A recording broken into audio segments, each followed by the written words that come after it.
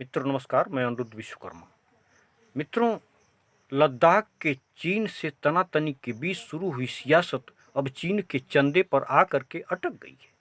BJP ने कांग्रेस पर पलटवार करते हुए कहा है कि राजीव गांधी फाउंडेशन में चीन ने काफ़ी पैसे दान दिए थे। वहीं कांग्रेस ने बीजेपी पर पलटवार करते हुए कहा है कि पीएम केयर फंड में चीन ने काफ़ी पैसे दान दिए थे। तो इन दोनों चोर दलों के बीच जो सियासी संग्राम छिड़ गया है वह देश के गरीब बेरोजगारों के लिए शुभ संकेत नहीं है, क्योंकि इनके तकरार में, इनके रार में देश की बेरोजगारी, सरहद पर सैनिकों का मारा जाना, किसानों की आत्महत्या, सब कुछ गुम हो जाता है। लुटेरे थे दोनों दल हैं। दोनों दलों ने देश के उद्योगपतियों के द्वारा, आम आदमियों के द्वारा दिए गए टैक्स के पैसे को अपने बाप की बपौती समझ करके ऐसे खर्च करते हैं जैसे मालूम पड़ता है उस पैसे के सारे मालिकाना हक इनके पास। उसी पैसे से इनके एरोप्लेन खरीदे जाते हैं, उसी पैसे से इनके अरबों की बिल्डिंगें खड़ी हो जाती हैं और उसी पैसे से इसके ऐशो आराम से लेकर के अय्याशी तक के संसाधन में पैसे खर्च किए जाते हैं। पैसे किसी के द्वारा अगर दान में आए हैं तो वह देश की समस्या के समाधान के लिए आए हैं। इसलिए किसी भी दल को मिला है तो उसका हिसाब भारत के नागरिकों को देना पड़ेगा। यह कहानी शुरू होती है आरटीआई के एक कार्यकर्ता के द्वारा। जब आरटीआई के एक कार्यकर्ता ने पीएमओ से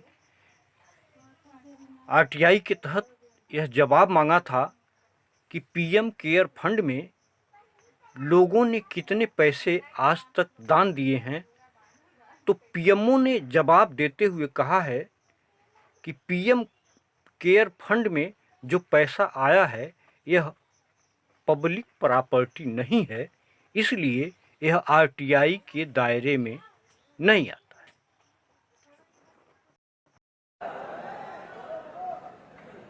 क्या भारत के नागरिक को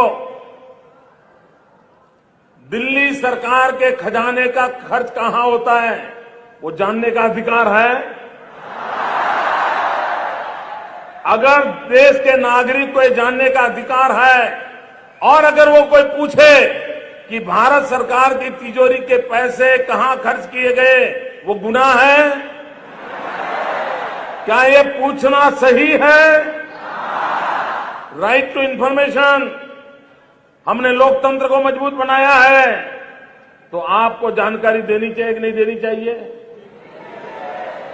कानून में कहा गया है कि 3 महीने में जानकारी देनी पड़ती है। भाइयों बहनों, जब जानकारी छिपाई जाती है तब सवाल उठता है कि नहीं उठता है कि दाल में कुछ काला है।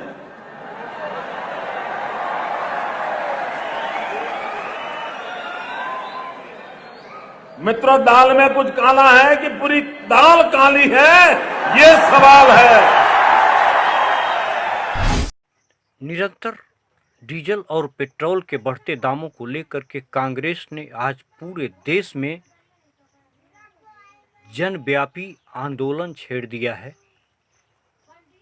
बंगलुरु में कांग्रेस के पूर्व मुख्यमंत्री सिद्धरमैया साइकिल से अपने कार्यकर्ताओं के साथ निकलकर पेट्रोल के बढ़ते दामों और डीजल के बढ़ते दामों को लेकर के विरोध जताया है। देश में आज तक किसी की सरकार रही हो, किसी ने बढ़ती बेरोजगारी, किसानों की आत्महत्या, सरहद पर सैनिकों का मारा जाना, इन सारे मुद्दों को ईमानदारी से हल करने की कोशिश नहीं किया है। दिन प्रतिदिन जनप्रतिनिधियों की आमदनी बढ़ती जा रही है और गरीब आदमी गरीब होता जा रहा है। यह है भारत की अव्यवस्था। ईमानदारी से किसी सरकार ने कभी भी देश के विषम समस्याओं को हल करने की कोशिश नहीं किया, जिससे आज गरीबी, भूखमरी, बेकारी चरम पर है। मित्रों, इसी से अपनी बात को समाप्त करता हूं। नमस्कार, जय हिंद।